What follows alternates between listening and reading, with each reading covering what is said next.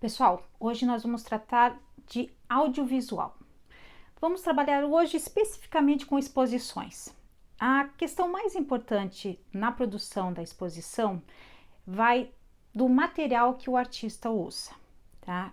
Se a gente pensar em exposição de uma coleção que já está pronta, a gente tem que pensar primeiro aonde está essa coleção, se vai ficar muito caro trazer, se precisa de manutenção e quantas obras a gente vai expor. Isso era ideal que você já colocasse na elaboração do seu projeto, para quando você realizar, ele já está mais ou menos pensado.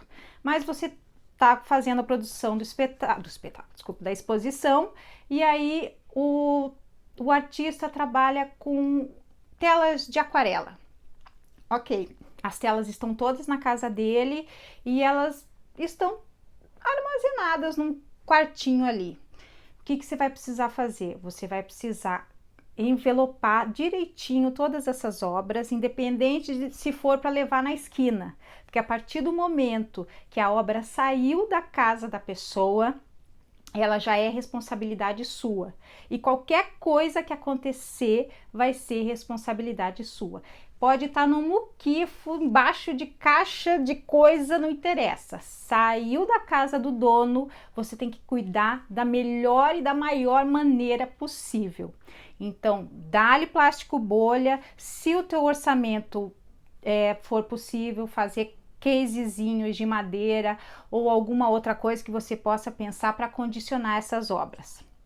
Fora isso, pensar no teu espaço de exposição. O teu espaço de exposição é uma sala, é uma casa inteira, é uma galeria inteira? Ela precisa de pintura?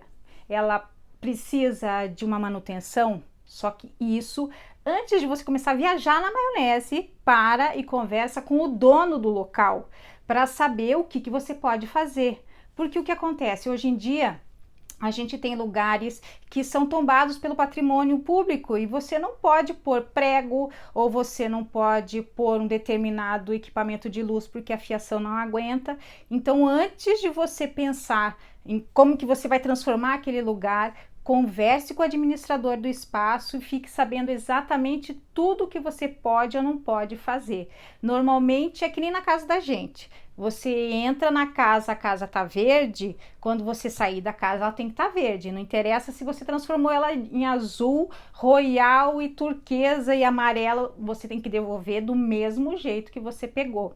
Então isso tem que estar planejado e pensado no seu orçamento e no seu cronograma, porque você tem que pensar que você vai precisar de 1 ou 2 dias para você adequar aquele espaço para a tua exposição e mais 1 ou 2 dias para devolver o espaço.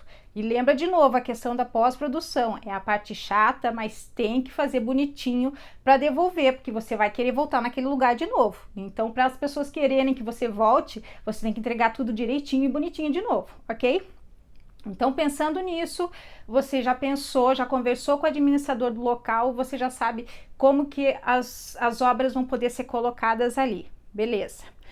Aí você vai comprar esse material e você vai junto com o artista definir, porque o artista também vai pensar em como expor as obras dele. Não é só enfiar ali nas paredes, não, eles também têm uma concepção, eles também querem planejar uma maneira do público receber aquelas obras que ele criou. Então, às vezes tem ordem de colocação, às vezes tem materiais que são difíceis e que você não pode pregar ou afixar de um determinado jeito.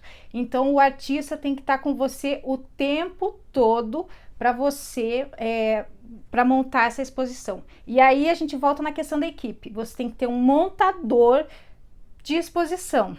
Às vezes é um profissional que está meio assim ausente no mercado, mas você pode usar um cenotécnico ou um montador de teatro para fazer esse serviço, desde que seja uma pessoa que você confie, que não seja porquinha, porque ai gente, não dá para ser porquinho hoje em dia, né? Uma pessoa que seja profissional e que saiba o que está fazendo, tá? Isso é muito importante, porque a visão do artista também é colocada na exposição que ele está colocando ali. Alguns editais permitem que você faça o tal da vernissage.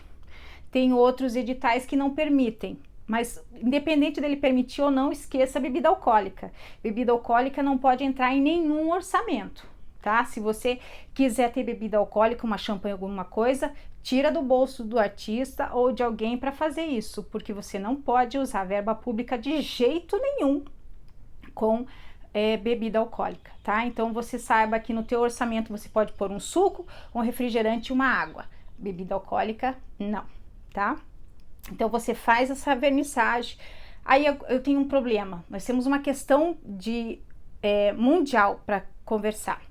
Normalmente em exposições você faz um catálogo onde as pessoas levam um pedacinho das obras, uma parte do que for exposto.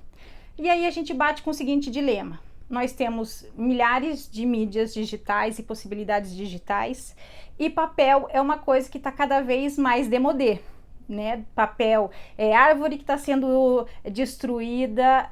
Então, até que ponto é interessante você ter esse catálogo ou não? Então, isso é uma coisa que você pode discutir com o artista e ver se isso vale a pena ou não, ou se você pode disponibilizar as obras dele em outra plataforma. Eu sou muito a favor das plataformas, eu tento ao máximo não fazer nada em papel, porque eu acho que papel, infelizmente, é uma coisa que já tá out, tá? Então, eu sei que para muito artista plástico, a questão do catálogo é importante. Então, de repente, dá para a gente conversar e ver qual que é uma possibilidade. O pessoal vive falando, pense fora da caixa. De repente, nessa conversa, a gente cria alguma coisa que a pessoa, o público, leve alguma coisa, mas que não estrague tanto a natureza. Mas é uma coisa a se pensar e chegar em comum acordo, tá? A questão de como pagar o artista, porque a exposição já está pronta. Como que se paga a pessoa, já que ele não vai fazer, não vai pintar ou não vai fotografar aquela exposição?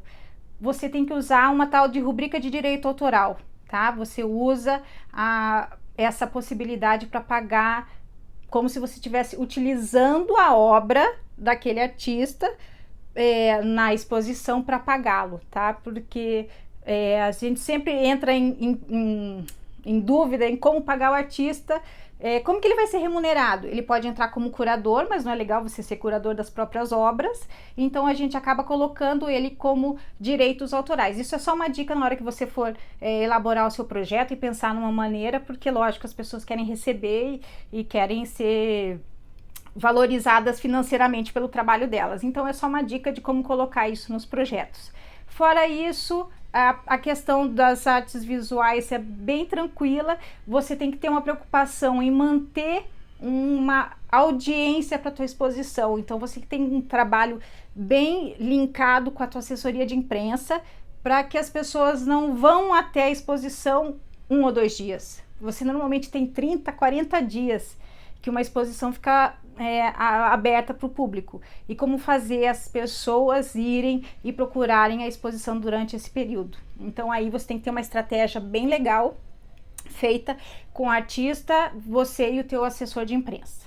Gente, fora isso, é o que temos por aqui de audiovisual, artes visuais, tá bom?